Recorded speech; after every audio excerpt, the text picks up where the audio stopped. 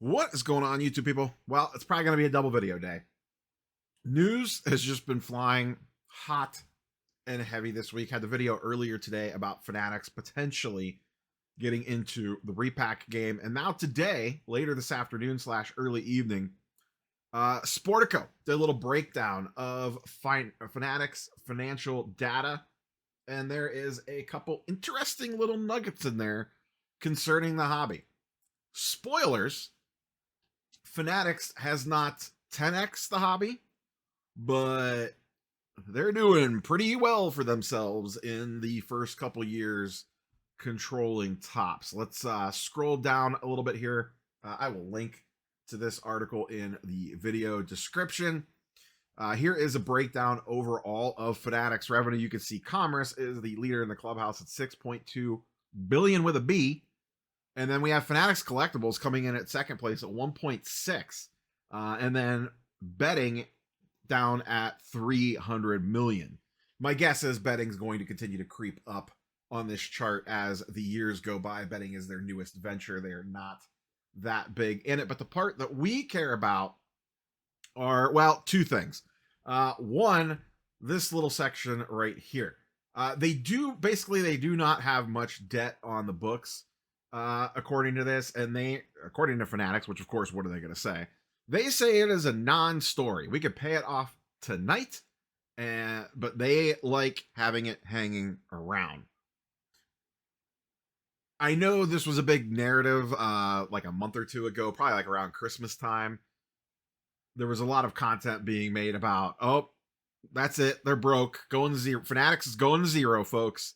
They are going to zero. They are in big financial trouble, and that just does not seem to be the case. Listen, I am no financial analyst by any means, so I'm sure someone smarter than me will dice apart these numbers and dig into them a little bit more. Looking at you, Simon 466 Cards, this is right up your alley.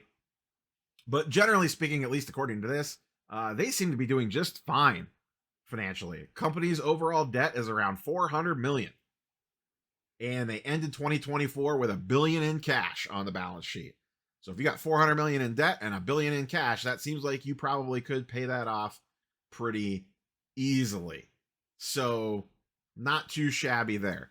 Let's scroll down here a little bit further to the part that we all care about, which is the hobby section. I just need to find it. I had it flagged and now I lost it. Here it is. One of the company's biggest recent acquisitions, Topps, is proving especially fruitful. In 2020, before Fanatics got them, Topps did 300 and let's just call it 70 million in revenue. Under Fanatics last year, it quadrupled to 1.6 billion with a B. And the other interesting little nugget here, a measure of core business profitability of greater than 20%. So 20% margins on that 1.6 billion. So they have not 10x the hobby, but they have 4x the hobby.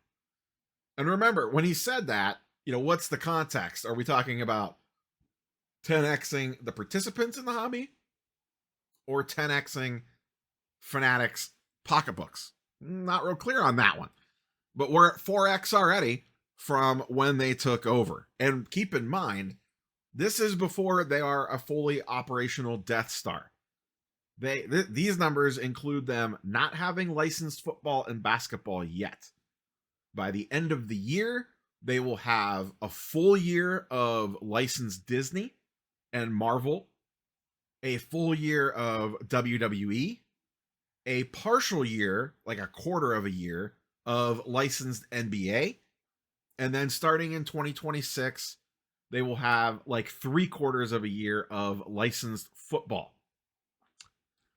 That seems pretty good. We used to joke about PSA like building up the warship and, when they would become a fully operational Death Star.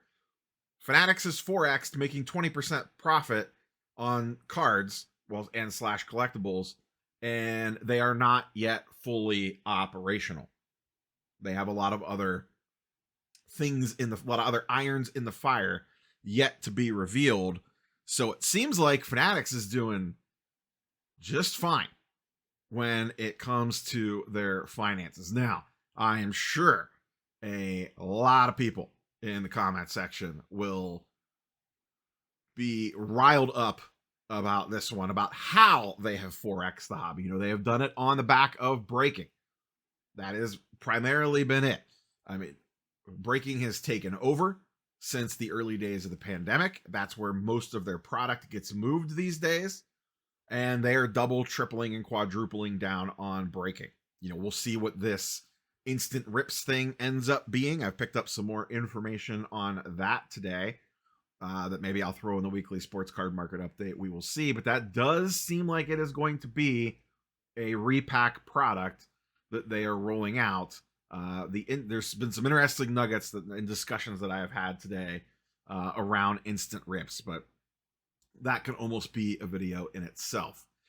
This is pretty impressive numbers, like I said, considering this is them only basically having the baseball license and some unlicensed product coming out.